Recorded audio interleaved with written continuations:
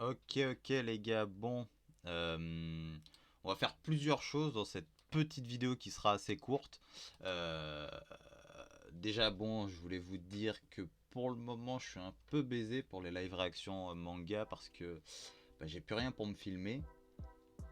Euh, Comment expliquer? Bon, en gros j'ai mon tel qui est niqué. Euh, Si un jour vous faites tomber votre téléphone, que vous voyez une petite tache violette apparaître, dites-vous direct que vous allez devoir soit faire réparer votre écran, mais tout de suite, soit changer de téléphone. Parce que en 2 jours, l'écran devient noir. Il n'y a pas de oui, on peut réparer. Les conneries que vous allez voir sur internet où il faut redémarrer le téléphone, c'est des conneries. C'est l'écran, il est foutu. Il est niqué. Donc, si vous voyez une tache violette apparaître sur votre écran, dites-vous que vous devez soit le faire réparer, soit vous allez carrément changer de téléphone. Donc, bah voilà, c'est ce que j'ai eu. Je suis un peu niqué là. Donc, ce que je voulais dire, c'est. Je sais pas combien de temps ça va prendre. Bon, ça prendra pas 2 mois non plus, mais bon, si ça prend 1 mois, 2 semaines, 3 semaines, je peux pas rester. Enfin, je vais pas arrêter de faire des vidéos comme ça va être un peu long quoi. Donc, c'est vous qui me dites. Est-ce que j'attends de récupérer un tel, ou est-ce que je ferai 3 4 volumes quand même, histoire de quand même avancer dans l'histoire, mais cette fois-ci sans cam. Donc je sais que mon gros nez vous manquerait, mais bon, on fait comme on peut. Donc c'est vous qui me dites, est-ce que je fais sans cam, ou est-ce que j'attends de revoir un tel quoi. Mais même si je sais que voir mon gros nez bouger quand je parle et tout ça vous manquerait, mais ce serait que temporaire, hein. Donc 1 mois, je sais pas moi, peut-être moins ou peut-être un tout petit peu plus, mais dans tous les cas au mois de septembre ce serait réglé. Dans tous les cas, donc là on est le 18, donc c'est pas non plus dans trop longtemps, mais je peux quand même faire 1 ou 2 volumes sans cam, c'est pas la fin du monde non plus je pense. Donc voilà. Je voulais faire ça, et aussi, parce que je l'avais pas fait l'autre fois, mais faire un peu mon top perso entre guillemets, mais les persos les plus clutch pour moi, ceux que j'ai le plus remarqué, le plus kiffé dans l'arc de la coalition. Donc, en premier, bon, quand je dis en premier, c'est pas, il est pas top 1, il y a pas, je vais pas faire de top, lui au-dessus, lui en dessous, lui à côté, voilà, bref. Donc en premier, j'ai mis Riboku parce que sans lui, il n'y aurait pas eu cet arc. Sans lui, il n'y aurait rien eu du tout. Il n'y aurait pas eu ce putain d'arc incroyable. C'est lui qui a engendré la guerre. Et le fait qu'il ait réussi à prendre Kin de court en voulant attaquer Sai, l'homme est très très chaud. Franchement, s'il n'y avait pas eu Yotanoa et tout le bordel, et que Sai était pas venu et tout ça, je pense que bon, il aurait pu gagner. Mais bon, enfin Shin aussi. D'ailleurs, en parlant de Shin, lui c'est l'autre, forcément c'est le héros. Shin, le boss. Quand il a pris les 10 000 hommes de Ryukyu, quand il a vaincu Mangoku, quand il a dit à Mangoku aussi, ça m'a fait vibrer ça. Quand il a dit à Mangoku que Sei unifiera la Chine et que lui il serait l'épée indestructible de sa volonté, moi ça me fait vibrer, ça me fait frissonner. La protection à Sai et tout ça, son combat contre Ken. Bon, on peut dire que Shin est le boss, c'est juste le crack. Après j'ai mis Ryukyu parce qu'on peut pas parler de l'arc de la coalition sans Ryukyu, qui a été un peu le Uki de l'arc de la coalition. Il a pris Shin sous son aile, il lui a montré des choses, il l'a remarqué, il a bu avec lui, tout ça. Il y avait vraiment une petite relation qui s'est installée que j'ai bien kiffé. Sa manière de se battre, j'ai vraiment bien aimé, de diriger.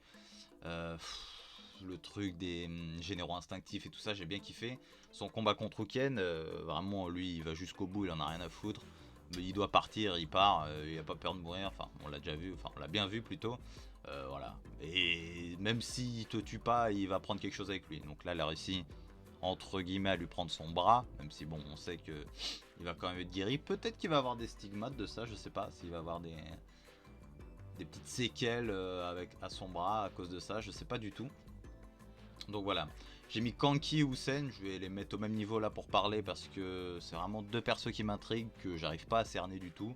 Kanki, je sais, enfin même Kanki et Hussein, en vrai, les deux, je sais pas d'où vient leur allégeance pour Mugu, et on m'a dit qu'on savait toujours pas. Donc il y a eu des théories, enfin il y a eu une théorie dans les commentaires. Kylie, je sais pas comment on prononce son pseudo, mais bref, qui m'a dit que, peut-être pas, pour Kanki en tout cas, il se disait que il avait peut-être suivi Mugu jusqu'au bout, parce qu'il lui aurait donné sa chance comme avec Shin. Pourquoi pas en vrai, maintenant, Hussein, je sais pas, il est un peu plus spécial. Kanki, ça reste un bandit, voilà, il est fourbe et tout. Mais Hussein, lui, on sait pas trop. Lui, il est là, on sait pas ce qu'il a dans la tête. Donc, bon, Kanki, sa protection de la porte de Kankoku, il a été le crack. Et puis, ça. Pas vraiment une relation avec Shutu, mais. Si, on va dire ça un peu, comment ils interagissaient entre eux. Vraiment, Kanki qui aime pas trop les généraux et tout ça, qui en devient un au final. Mais. Comment. Je sais pas, comme j'avais déjà dit, pour moi, Shutu il a fait quelque chose. Il va y avoir une évolution dans Kanki.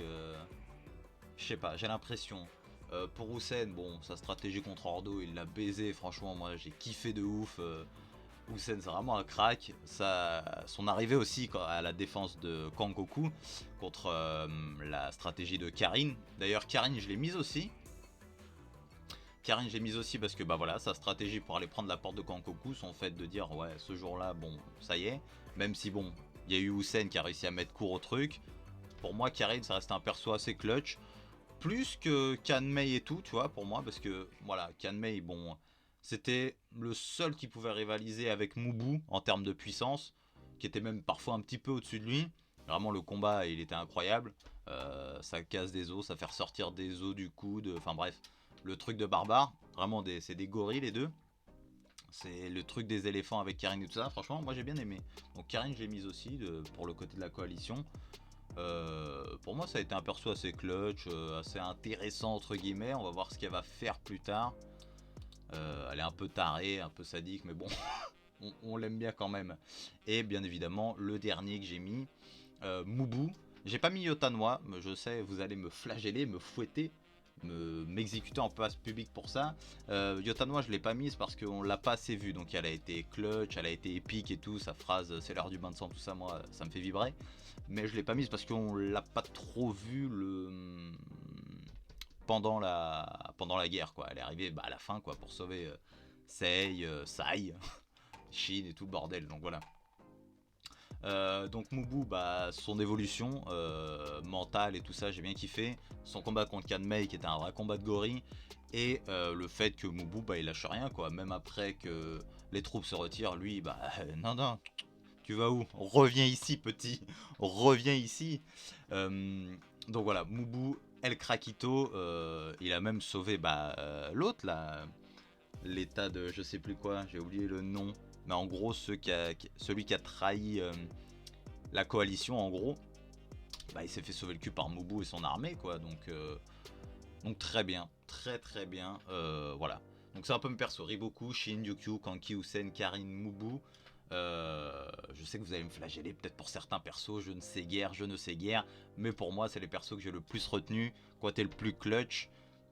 Et qu'on a le plus vu entre guillemets dans l'arc de la coalition. Et Kanki Hussein parce qu'il m'intrigue, j'arrête. Franchement, c'est deux persos que je kiffe. Donc voilà. Je pense qu'on a tout dit pour cette vidéo. Que dire. Bah voilà, rien de spécial à part voilà, c'est à vous de me dire est-ce que je fais quand même quelques volumes sans cam parce que je pense quand même c'est pas trop grave s'il n'y a pas la cam, même si ça fait un peu bizarre. Au moins je pourrais tourner des vidéos à poil, être bien pépère, mais voilà. Est-ce que je fais sans cam ou est-ce que j'attends? Vous me dites. Moi je vous dis à la prochaine, le petit commentaire, abonnez-vous.